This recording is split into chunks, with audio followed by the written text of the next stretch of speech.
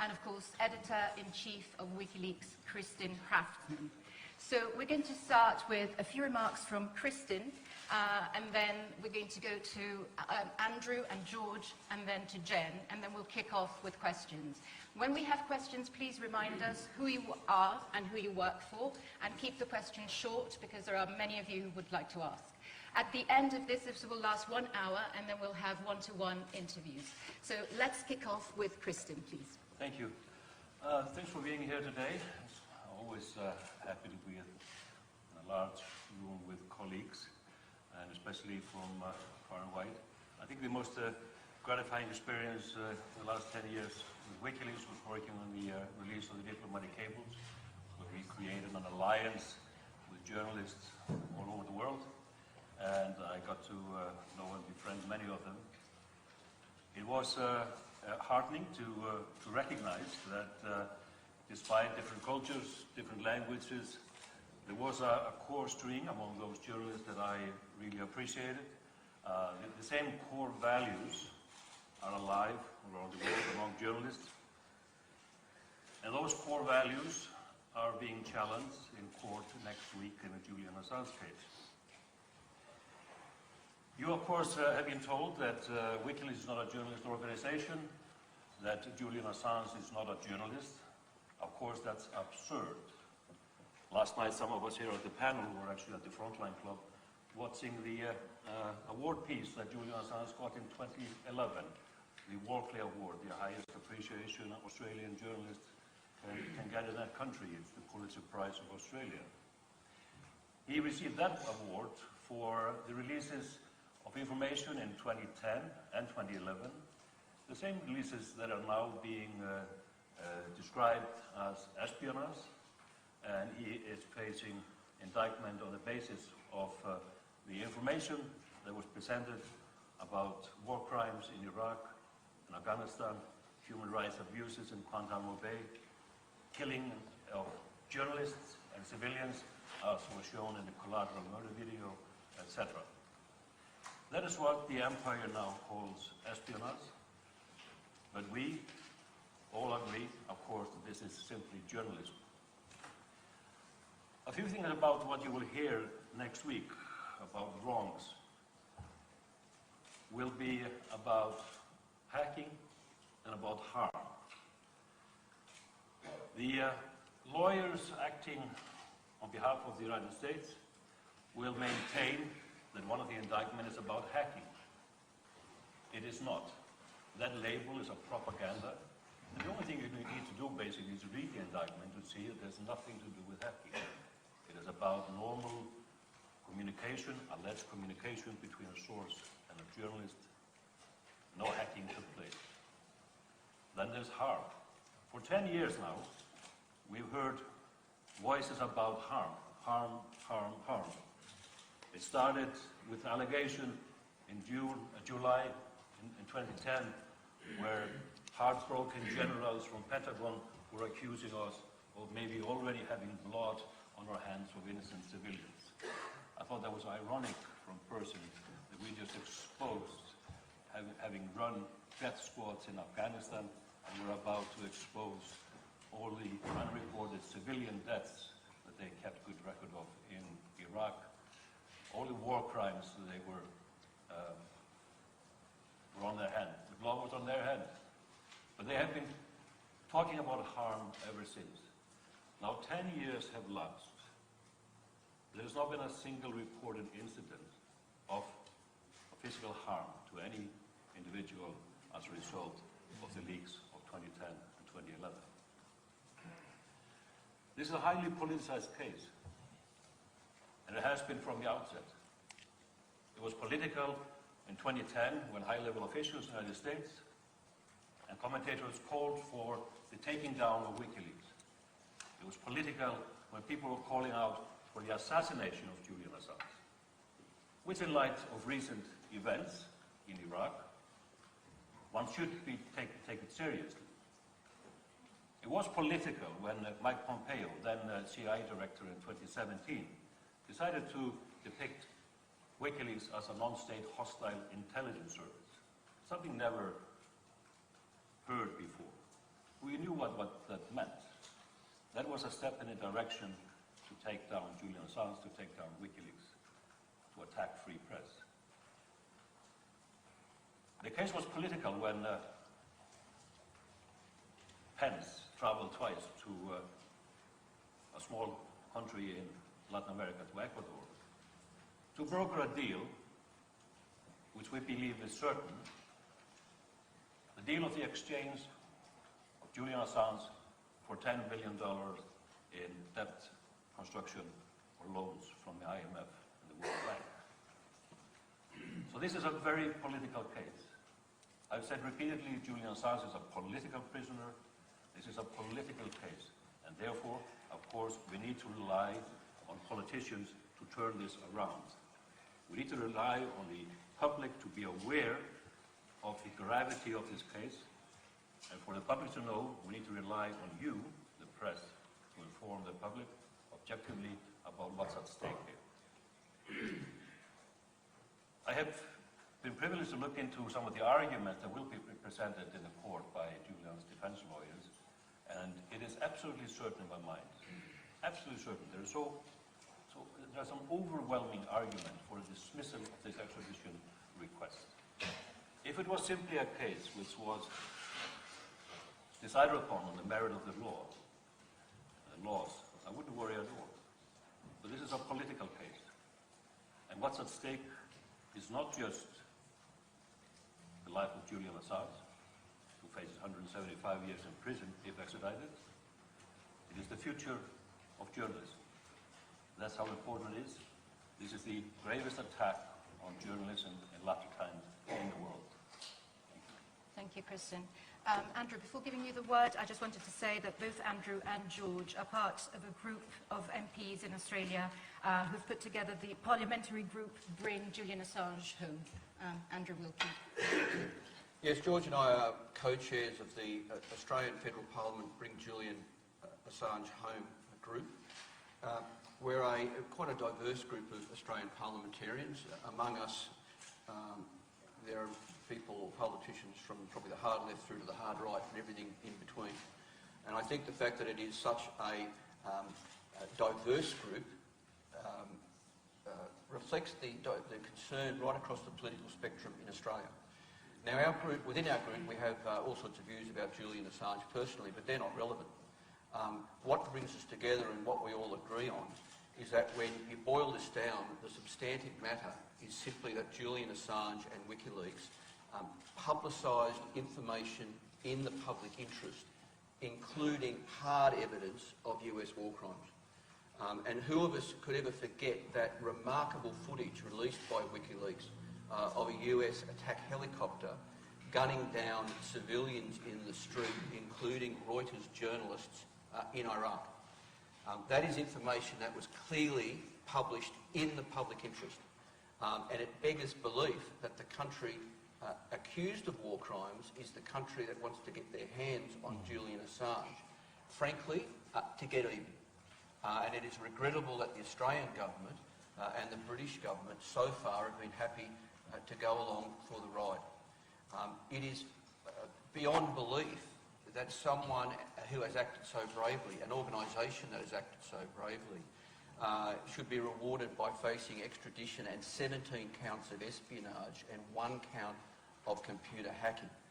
It beggars belief that this situation exists in the world among developed countries at this point in time. I am very concerned at the behaviour of the British government, very concerned at the behaviour of the Australian government, who appear, or so far have been happy just to let events run their course. And I'll criticise the Australian government for not fighting and standing up for an Australian citizen in strife abroad. At the end of the day, Julian Assange is an Australian citizen. He hasn't been convicted of any crime. And we face this remarkable situation where he would be sent to the US, faces 18 charges, could be tried in circumstances which we would all find unacceptable, and then be locked away for life. I think if this goes ahead, this will set a precedent that should alarm all of you in this room, every one of you, because this will establish a precedent that if you as a journalist write anything that offends any government in the world, then you face the very real prospect of being extradited to that country and being abandoned by your government. I think if that doesn't send a chill down your spines, nothing should. And we are counting on the media now to inform the public of the facts. Because in my experience, when you sit someone down and tell them the facts,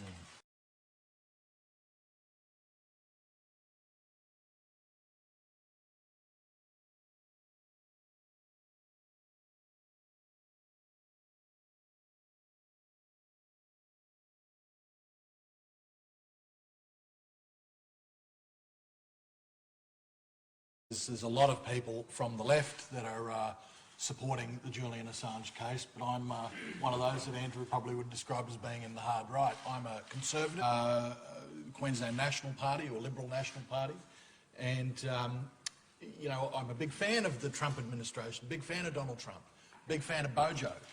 But I tell you what I'm a bigger fan of free speech and a free press.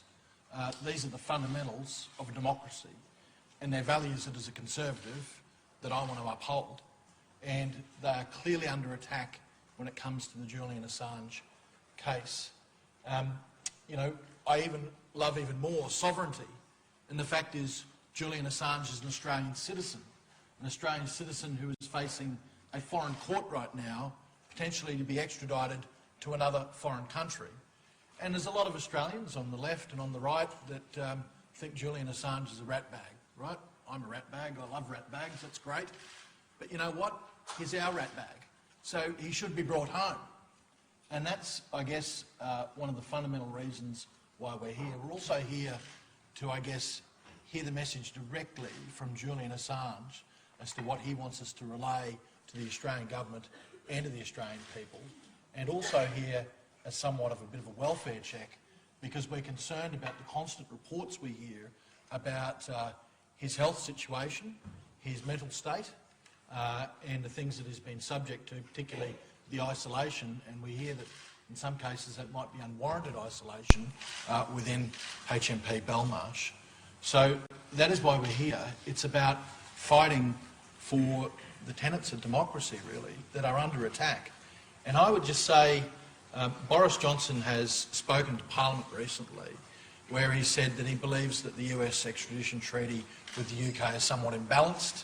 He's also said that the UK protects journalists and whistleblowers, and I commend him for that. I hope that there's a change of direction, and I hope that Boris Johnson actually withdraws this case that's before the courts, because there is a problem. The problem is, what if it was a British journalist or an outspoken British citizen, a commentator, that went holidaying to another country that had an extradition treaty with China, and China wanted to extradite that British citizen, that British subject, to China to face charges? I'm sure that Britain wouldn't put up with it. And as an Australian, I don't think our country should put up with it either. Thank you. Thank you, George. Jen, over to you. First, thank you for hosting us, and thank you to our visiting MPs for their work in the Australian Parliament for Julian. I want to make remarks on three different subjects. First, about a reminder about the nature of the publications and their significance, the publications for which Julian Assange now sits in Belmarsh Prison. Second, I want to talk a little bit about the indictment itself and the precedent that this sets for all of you in this room and for journalists everywhere around the world. And finally, a few words about what to expect next week in the extradition hearing. The publications for which Julian faces extradition are those that were released in 2010. We're talking about collateral murder, evidence of war crimes. We're talking about the Afghan and Iraq war logs, which showed the true cost of America's wars, human rights abuse, the failure of accountability. We're talking about Cablegate, the publication of US diplomatic cables, which was published in collaboration with Der Spiegel, Le Monde, The Guardian, El País, and hundreds of media partners around the world, including some of you in this room. So far, Julian Assange is the only person for which there is a prosecution in respect of these publications. But what will happen next? We learnt from these documents evidence of human rights abuse, corruption, war crimes the world over, that the United States was spying on UN diplomats. Amnesty International said that it sparked the Arab Spring. This material has been found by the UK Supreme Court to be admissible and has been cited in numerous human rights cases here in the UK, in the European Court of Human Rights and in the International Court of Justice. WikiLeaks has won numerous journalism awards for these publications, which are of clear public interest and significance. As a human rights lawyer, they are a remarkable resource for those of us seeking to hold governments to account for the abuse against their citizens and others. They are the publications for which Julian Assange now sits in a high security prison and faces 175 years in the US. What does this mean? If we look at the US indictment, this absolutely captures typical news gathering activities that you engage in all the time. Receipt of information from confidential sources, communication with those sources about how to protect their identity and what material they might be able to provide, publication of that material. As we've heard from James Goodale, counsel for the Pentagon Papers case, this signals a death toll for national security reporting in the United States. The Washington Post and the New York Times has rightly called this the criminalisation of typical journalism activities.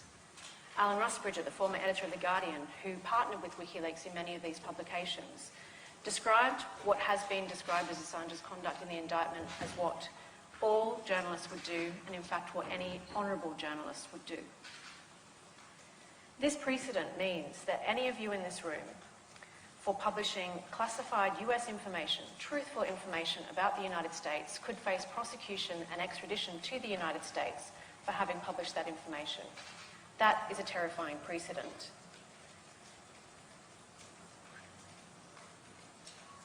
I think we also need to think about why we are treating Julian's case any different to how we would consider what would happen if this was a British journalist or one of you in this room. What signal does the United States and the UK, by cooperating with this request, send to the rest of the world, to countries like China and Russia? How would we react if one of you published truthful information about Saudi Arabia and then face an extradition request to Saudi Arabia to face prosecution for having published that material? There would be outrage.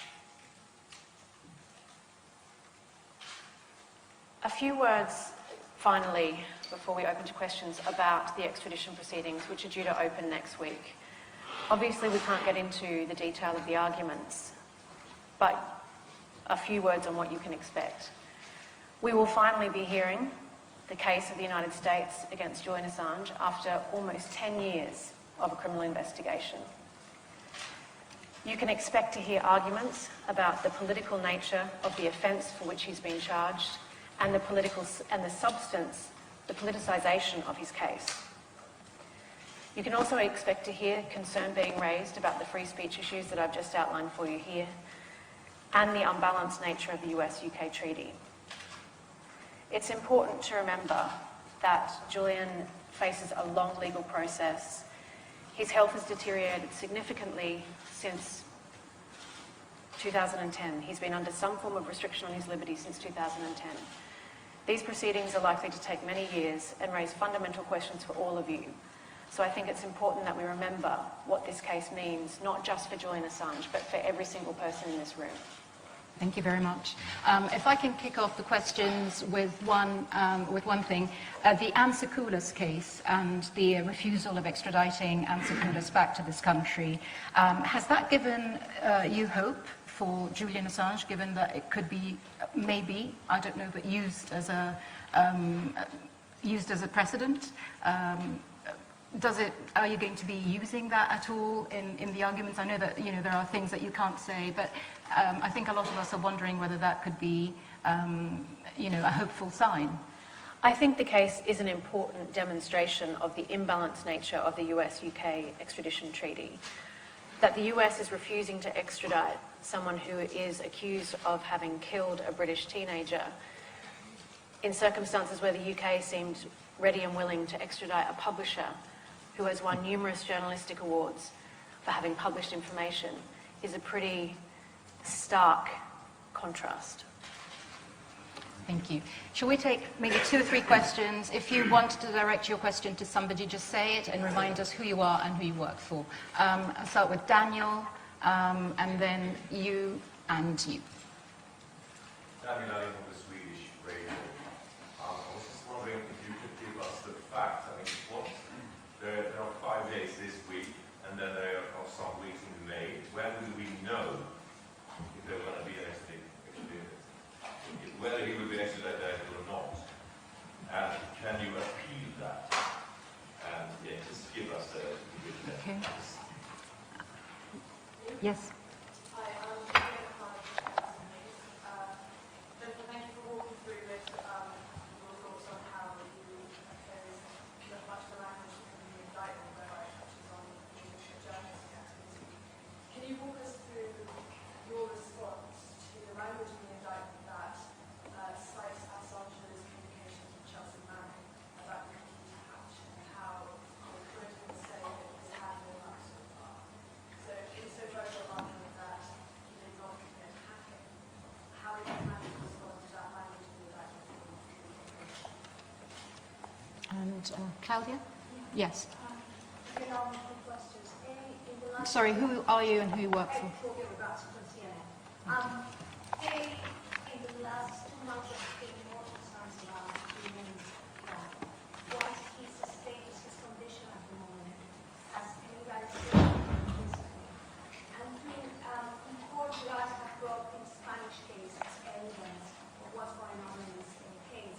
Has there been any progress in that for the first week of the hearings, or expect to know more people? Okay. Who wants to take those? You, Jen, Kristin? Was that with legal? Sure. Yeah. Just briefly, so there'll be 1 week of hearings starting on Monday, the 24th of February. You'll hear largely the opening from the US and our defence response, including some legal arguments. There'll be a further few weeks of hearings in May, at which the evidence will be heard. The Assange extradition team has already served more than, and already indicated in court would be more than 20 witnesses, more than 15 of which will be giving live evidence. We will find out some point after that whether there's a decision to extradite, and of course we expect an appeal either way, and the process could take a number of years and find its way in the UK Supreme Court. There was another question about the indictment. Yeah. I'm not going to get too much into the facts of that, and certainly not how it will be presented in court, but of course, and perhaps Kristin can speak more to that, this is really a question of the typical kinds of communications that a journalist would have with their source. Yes, I mean, what is described there in the alleged discussion that you refer to is simply a speculation of access to material that the source had access to anyway, but in such a manner that the source could be saved. So there's no hacking there's no hacking allegation in the nature of how it's presented. That's what I said at the outset. Of course, you could call an expertise in computer science to actually just tell you that. And many have probably done so. There was a discussion about the outcome and the appeal. You didn't mention that, but it is going to drag on. I mean, late next summer, early fall, probably will be the result from magistrate court. We assume the decision will be appealed, whichever way it will go. So that will add, another year in the Supreme Court. So this could be a very, very long battle. The extradition cases, the previous one that have been high profile, have taken years to finalize. There was a question about Julian's health. Yeah. I think I saw him about 10 days ago. He has improved, and thanks to the pressure from his legal team, mostly behind the scenes, from the general public, and amazingly actually from other inmates in Belmarsh prison who have on 3 occasions petitioned the governor to get him out of isolation. So there's more humanity actually among hardened criminals in Belmarsh prison than when you find on the outside. He was released out of that isolation or de facto isolation in the health wing and has now better access to his lawyer, even though it's not sufficient today. Limited telephone service. He still doesn't have any functioning computer, but the outrage is this only happened about 2 weeks ago. So since April 11th, he's been having to, as I tried to prepare for the case of his life, defend his life under absolutely absurd circumstances. It's only, 2 months since the lawyers could actually leave papers with him. So this is simply absurd. And don't forget that we have a person here who is on remand. He is innocent. Yeah. He has served this ridiculously long sentence for skipping bail, which we, of course, argue was simply using his protected rights under international law to seek asylum. So he's an innocent man sitting in a maximum security prison here in Britain, trying to prepare for his defense in the most important case of his life and for journalism in general. So it's unacceptable how this has been progressing. And thank you for raising this Spanish case. So many of you in the room will be aware, but there is ongoing criminal proceedings brought by Julian Assange in Spain in respect of what we have learned about the fact that the security company inside the Ecuadorian embassy was recording all of our meetings, including our legally privileged meetings with Julian Assange, including his meetings with doctors, and were handing that material over to the United States. This is obviously a fundamental breach of his right to a defense, including spying on my meetings with him, in which we were discussing his legal defense and other legal matters associated with WikiLeaks. This is a serious breach of legal privilege and a serious breach of Julian's rights to a defense. These facts will, of course, be relevant and are going to be raised in the context of the extradition proceedings and speak to the abusive process that Julian Assange has faced to date and the abusive process that we would expect from any US prosecution. Thank you. Shall we take some questions from that side? Catherine, you and your... Catherine. Catherine Rubin, German media. I'm just wondering, the perception of Julian Assange and the case is very different in the US and in the UK.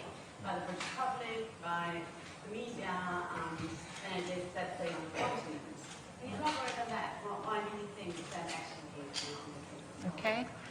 Let's take a second question. Yeah.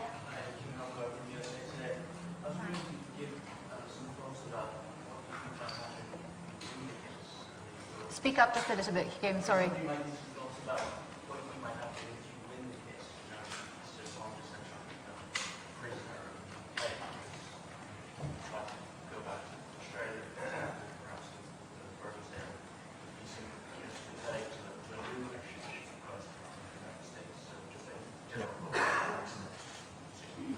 Assuming you win, and you'll... Marcus Heffiger, Marcus. Zeitung. Two small questions, if I may. One, when did he serve out his sentence for skipping bail? Because as far as I remember, he was sentenced to close to 1 year, and that would have been in May, I think. And second, about his conditions in jail, can you say a little more? What kind of communication has he access to? And does he get exercise and stuff like that? I mean, physical condition. Who wants to start? Kristen? He has limited access to telephone in prison, if I just start the last question.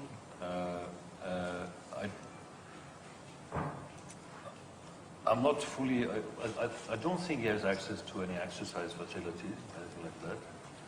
I don't think he has access to exercise facilities or anything of that nature. Just to outline sort of the restriction he was under until just 2 or 3 weeks ago. The corridors were emptied whenever he had to go from one place to another. So I mean, there was everything was done to limit his interaction with other inmates in the prison. That is now slightly changed. He is in a ward with 40 or 50 inmates. So there's 40 or 50. So there is some relaxation now. Yeah, sorry, we What was seem the to have question? a few problems with your volume. Marcio, can you just turn it up a little bit if you can? Sorry, the sentence. The sentence, served it out. he served that out in I think September 20th or around that time, late September. Even though it was 50 weeks, he served half of that time, which is not normal. So I mean, formally he had finished serving that sentence in late September. If he wins. Yes, I mean, if he wins, I mean, I would assume the opposition would appeal, so that would prolong the process. I don't know whether they, we just assume that will happen.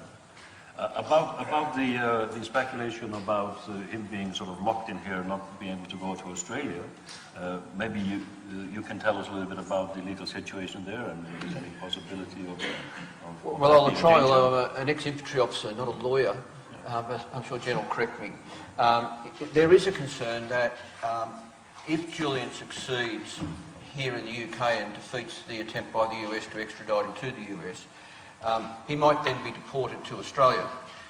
The concern there is that the agreement between Australia and the US is much more loose than the agreement between the UK and the US.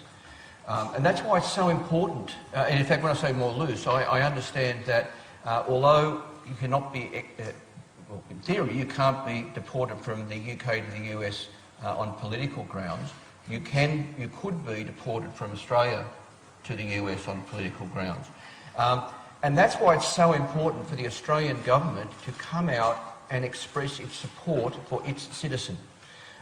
Because until the Australian government does come out publicly and say it supports Julian Assange and it recognises that a great injustice is being done, until it recognises that what's going on here is a journalist, or at least a publisher, facing jail for doing his job, until we get that assurance from the Australian government, we will have no comfort that the Julian Assange matter will be ended by him coming to Australia. Your question was an excellent one. So the outcome of any proceedings, if extradition is refused from this country, does not protect Julian from extradition from any other country in the world, only here. That means he is at risk if he travels and is at risk even if he returns home to Australia, which again underlines the importance of the United States withdrawing this request.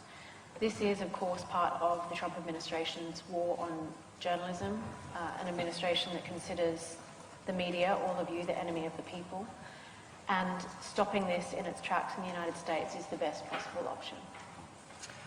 And there was a question from the difference. Why is it so different on the continent?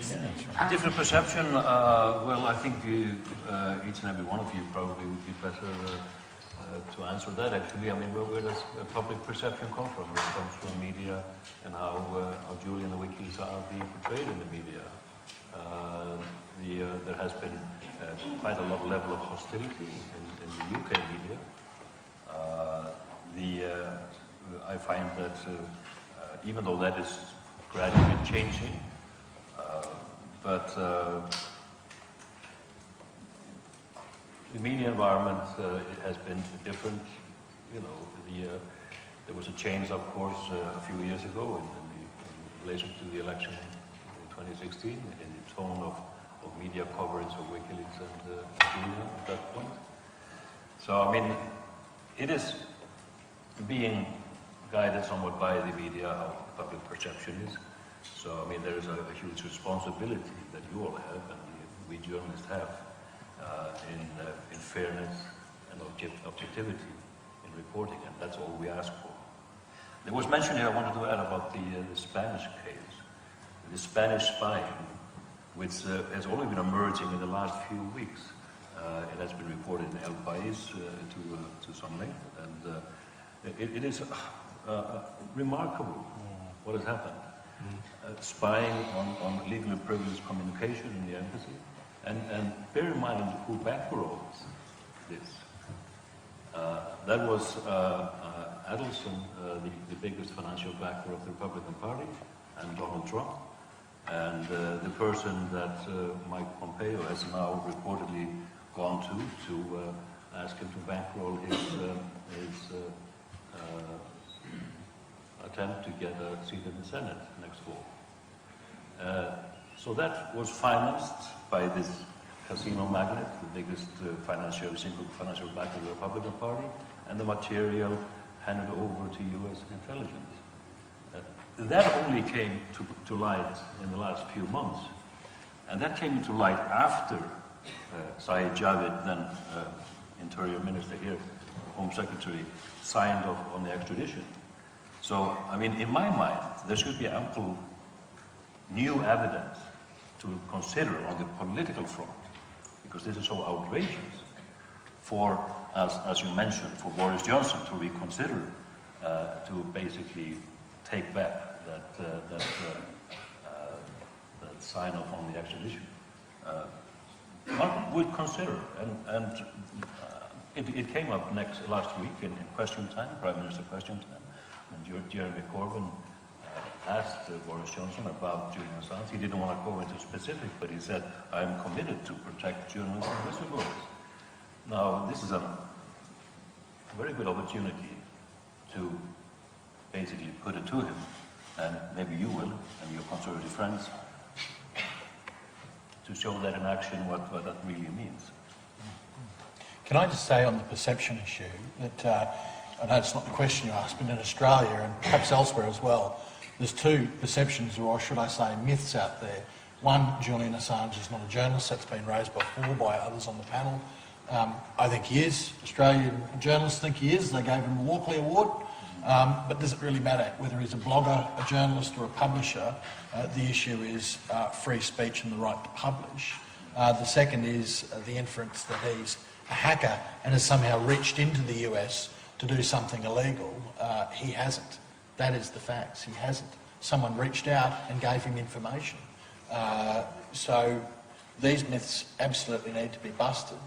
And more than that, to go to the other question about what might happen in Australia, as Andrew said, there is that risk that there could be another extradition case heard in Australia.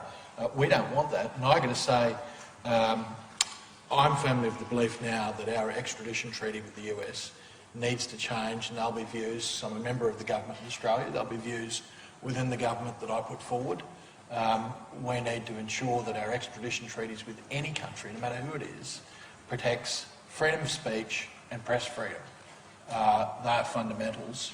And I've got to tell you, we rejected a treaty with China, and you know, the government that I was part of was considering that a few years ago, and I was part of a group of backbenchers that severely opposed that for those reasons. So the same reasons with China should apply to our extradition treaties with other countries, including the US.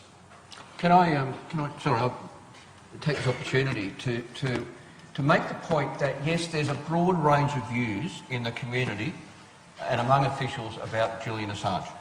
And over the years, there's been all sorts of allegations, innuendos, stories, disinformation. Please remember the US extradition is based on a very narrow snapshot in time and on very narrow matters. And we've got to stay focused on the facts and what the extradition is about. The extradition is simply and only to do with WikiLeaks revelations during 2010 and 2011. It is only to do with the release of information about the war in Iraq, about the war in Afghanistan, about the circumstances in Guantanamo Bay, and the embassy cables, I understand. That's all it is about. So if we are to treat Julian Assange fairly and justly, we have to look at the merits or otherwise of the US complaint simply about those matters. And when you drill down to you boil it down to its very essence, that's all it's about. And the challenge for people like George and me, and I suggest for the media, is to educate the public that that's all it's about. And when you consider that, all Julian Assange and WikiLeaks were doing was releasing information about those matters in the public interest, as a publishing house, as a journalist, and as George says, Julian Assange is a Walkley Award winner in Australia. So many people regard him as a journalist. And when you drill down that narrowly, you really can see in very sharp contrast what the offence or what the injustice is. Thank you. Let's take 3 questions now from that side. I've seen you, you were there. Any more questions from that side? Gosh, you're shy. We're going from men to you and Paul. So let's start with you. Sorry, I don't know your name. Hi, I'm Martin Silk from Australian Associated Press. I just wanted to ask, Gareth Pearce in court mentioned that due to Julian's lack of access to his lawyers, it might be a case of judicial review.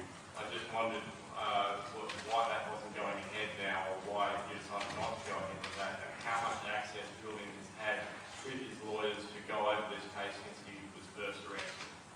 Okay, shall we take the other 2? Benedict, please. Benedict Pavio, France 24. Hi, John. Hi. What is Julian Assange's frame of mind currently? How is he looking at next week? Also, will he be attending in person every day, or will he be testifying? Thank you. And Paul.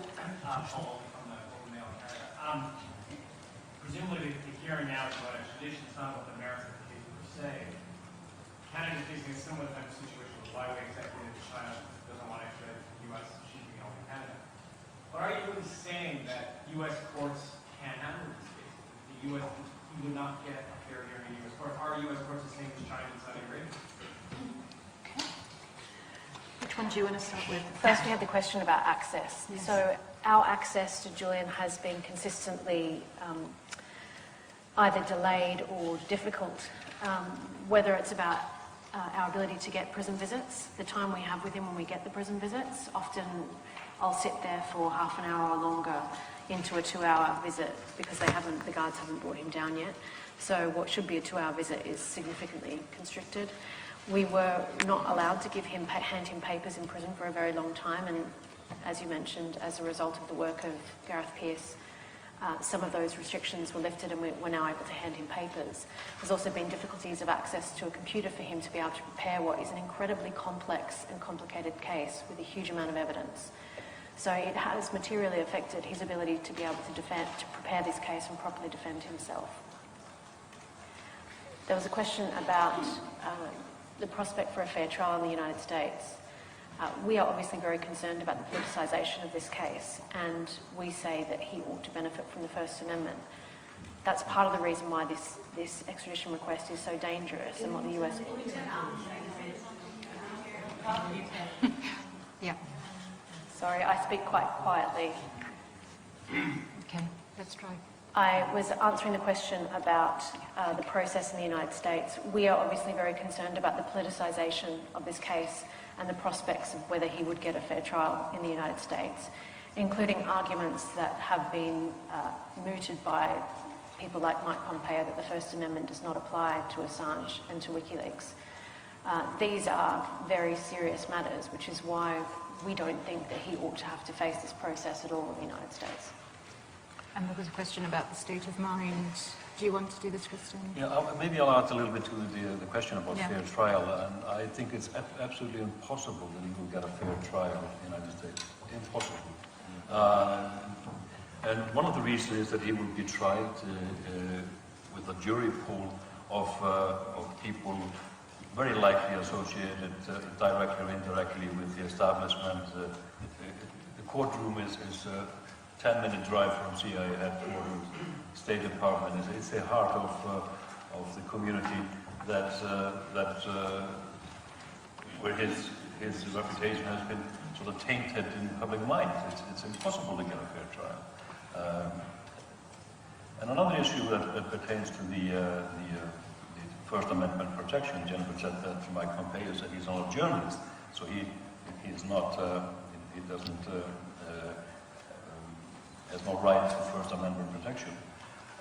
But even more so, this is being argued in submissions to the court, and I think I'm okay with disclosing it here, that about 10 days ago, the last submission by the United States to the court here, into the hearing, it is maintained that it could be argued by the lawyers on behalf of the United States that foreign nationals do not have First Amendment protection, even if they're journalists. And this is outrageous. This is a shocking revelation, especially to foreign press here, or everybody in this room actually. If you're a non-US citizen, as journalist, we are now facing that sort of theory that foreign nationals, foreign journalists do not have First Amendment protection in the United States. At the same time that they claim extraterritorial reach, that they can hunt down journalists anywhere in the world, foreign nationals, and bring them to the United States without this protection. That is chilling. This goes to my point, Kristen. I mean, you know, I made the point about him being extradited before and going to the US. The fact is that he's an Australian citizen, that a British court is deciding on whether he should be extradited or not to another foreign country. And there's something inherently wrong with that, as far as I'm concerned. But the second issue really is to do with the extraterritorial nature of the alleged crime. I mean, what does the law of America or any other country now apply right across the world? Sure, if you're actually really hacking, if you're doing something reaching into a country, there is an issue. But when you're just simply receiving information, you know, how is that on earth a crime? How can you commit a crime when you're not even present in that country to commit it? So that's my issue. The issue of fairness in those courts is another matter, and I've got some doubt about this, you know, spy court that he'll probably face. But these are the essential issues. He's our guy. He's an Aussie. You know, what's a foreign court doing trying to extradite him to another foreign nation? What's a foreign nation doing targeting an Australian journalist like this, telling us that he's committed a crime when he hasn't even been in that country to break that law? It's ridiculous. Sorry, the frame Yes. of mind and is he testifying? Well, in terms of his frame of mind, I want to recognise that we have Julian's father in the room, John Shipton, who is best placed. If I shout, perhaps you can hear it. In terms of Julian's frame of mind, I think the best person to be able to speak to it, I would also like to recognise that John Shipton, his father, is here with us in the room, who visits him regularly in prison and has been in Europe doing advocacy efforts on his behalf. So I think he's best to speak to on that front. And the testifying, sorry, will you be present? He will be present in court, and you'll have to wait to see. Do you want him to speak? Or do you want him to speak, John? Maybe afterwards. Yeah.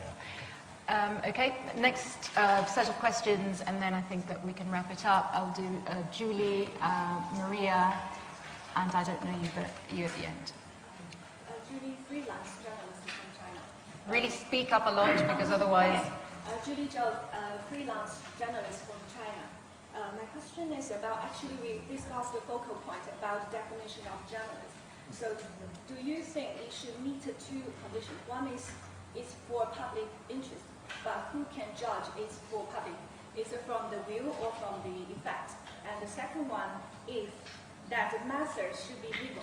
And will the government have the authority to define if the journalist or whistleblower, they need to use a legal method to access the information if they public in a, like New York Times or other media? Is it okay? So I think the focal point stays, not just for Julian Assange case, in the future, how will WikiLeaks continue to work? Will you prepare for next case similar to Julian Assange? Okay, that's one question. Maria? Maria from the Russian news agency. Just wanted to clarify one thing. As I understand, as you said, the whole process will take a few years. So could you please clarify where will Julian Assange be during this time? I mean, of course, he's in current imprisonment, limited time. So what will happen after that? Will be there any bail hearings, or how is it going to be? And the third question, you, yeah. Yes, Wayne Goodwin from Confused Weekly. Are you able to comment on the extent of the surveillance that was carried out in the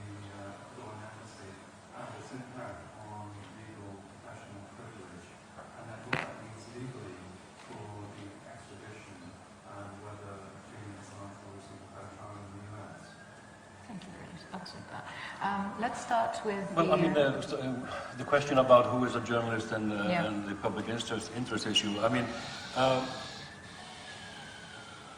we live in the changing world of journalism, and there are you know, when I started 30 years ago, there were still some leftovers of typewriters in the editorial office.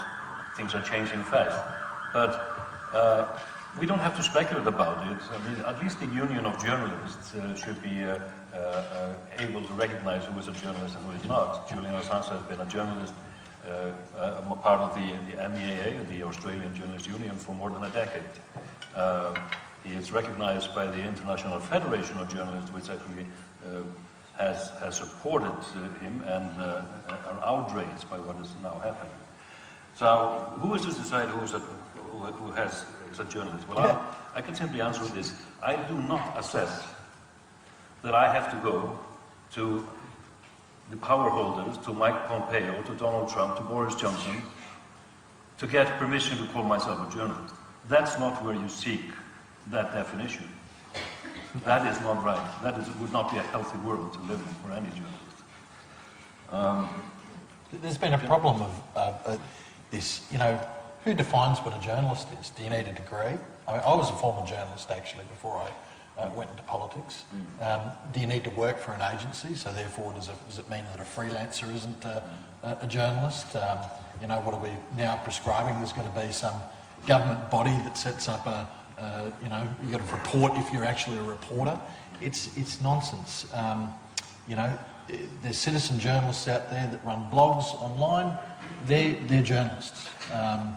You know, you're quite clearly a journalist, as are the people that work for WikiLeaks. You report on matters that are of vital information to the public. So it's a nonsense, this story about whether he's a journalist or not. Can I add that as important as the definition of journalism is and how central it will be to the court case, I think, there's a bigger, more important issue is, did he do the right thing? Yeah. You know, he did the right thing. You know, information came into his possession establishing US misconduct around the world, including hard evidence of war crimes, and he released it in the public interest. He did the right thing, and that's got to amount to something as well. If I may add, basically, on the journalist question that I found partly amusing, even though it's a very serious matter, that the High Court here has basically defined Julian as a journalist and WikiLeaks as a journalist organization. Other judicial bodies here, like the Information Tribunal, has acknowledged Julian as a journalist and WikiLeaks as a journalist organization. Last summer, in a dismissal of the case on the Democratic National Committee against WikiLeaks, the judge in New York acknowledged that Julian was a journalist and WikiLeaks a journalist organization, and actually added that what he was accused of there was perfectly protected First Amendment action. And finally, in a military intelligence report that was leaked to WikiLeaks and was published from 2009, WikiLeaks is called a journalist organization and Julian a journalist. So even in their own dark system, you know, they do acknowledge this, even though there has been a change of tune lately for political and propaganda purposes. And there was a question on what's going to happen to him. Where is he going to stay over these years? It's very likely because of the It's very likely as a result of the bail conviction that he will remain in prison. We've seen that several judges have denied him bail, but that's a matter that we'll keep under consideration and review. It's obviously not a happy prospect for him to be looking at a process that could take many years and remaining in prison when he's a publisher who's published information for which he's won awards. Okay, that's the last three questions. I've seen you, and you at the back. So let's start with you.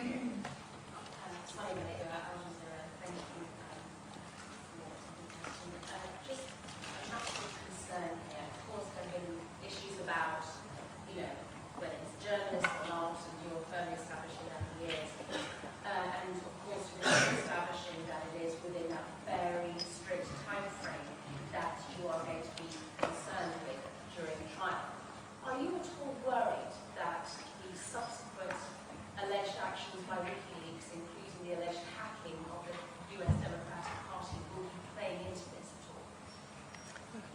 There was never any Christian, alleged... wait, let's I'm take sorry. the three of them if you don't mind. Okay, got that. Lourdes?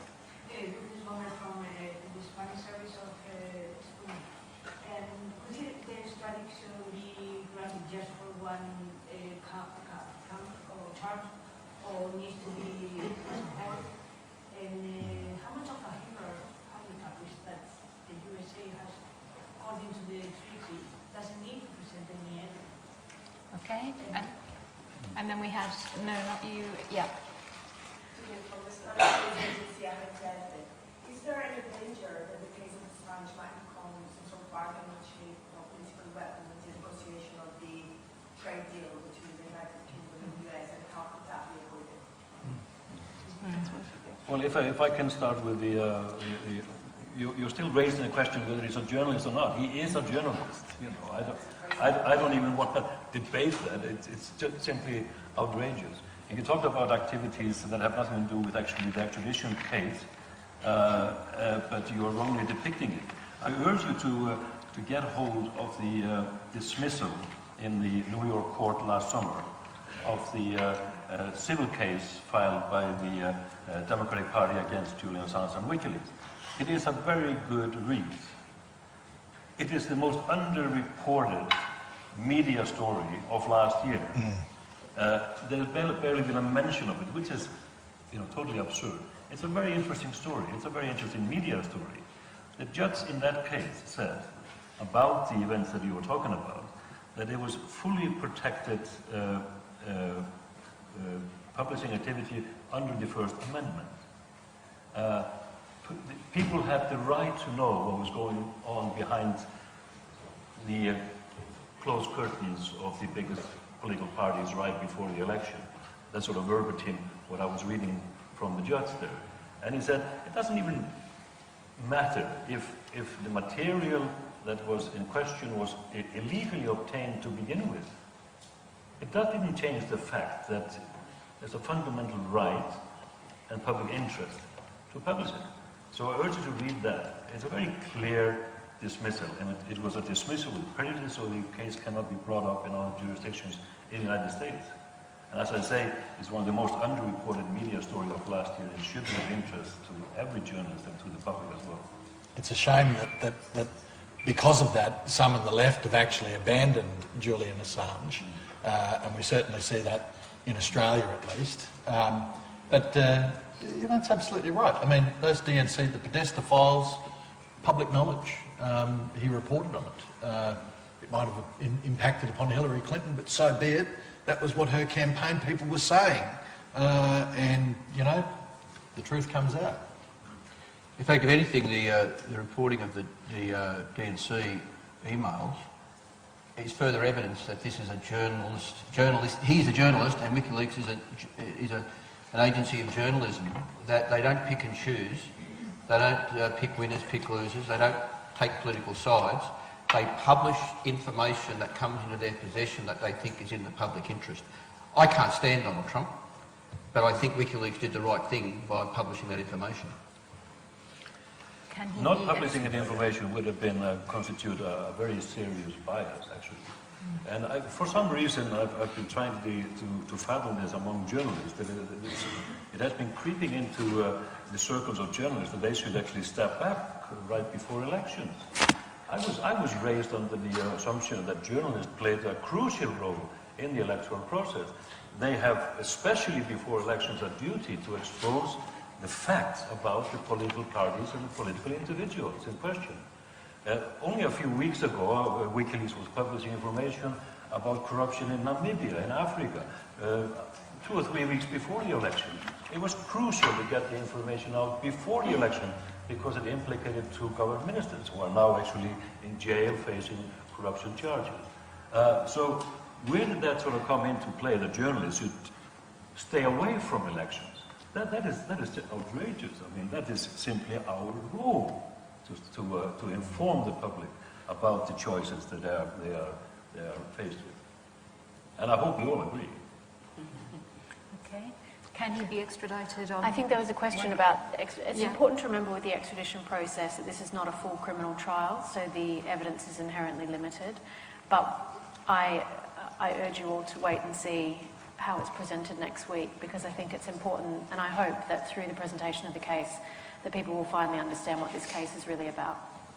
And can he be a bargaining chip in the future US-UK trade deal? I have no idea. I've been following the case here of the horrible case that you mentioned at the outset here, the Harvey Dunn case, which is it must be worrying that when Mike Pompeo simply says, no, we are not going to hand over the person, or the alleged killer of this young boy to face trial here for the alleged manslaughter. At the same time, Mike Pompeo is demanding the handover of Julian Assange. The disparity in these relations, the extradition relations between the two countries on the basis of a very disputed treaty, actually, which has been enforced, for less than 20 years, I believe. The disparity is I think, numerically, and please don't rely on me as a source, but I read this somewhere, that for every one American that is extradited to face trial here in the UK, 10 UK citizens extradited to the United States. So, I mean, there's something fundamentally wrong here, and it has been acknowledged by both sides of both parties here, both the Labour Party and by Boris Johnson in Parliament's question time last week. Okay, thank you. Before I thank my panelists, I just wanted to say that in the room there's John Shipton, who looks very much like Julian Assange, who can answer some questions, and then there is Joseph Farrell over there. Joseph, just wave, and he's the WikiLeaks ambassador and can also answer questions.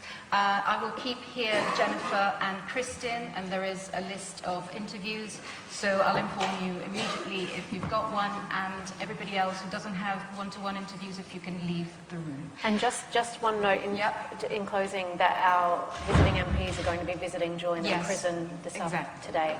Yeah.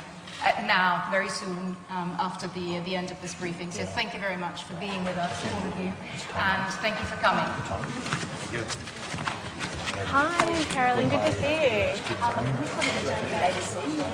Yes, you do. I have a list, though, and just remind me who you are. Yep, Hi there. Yes, well, you're number 3, right? Well, yes, I know. Yeah, but we got. Yes, I didn't have a network. Yes, you're first. Who do you want?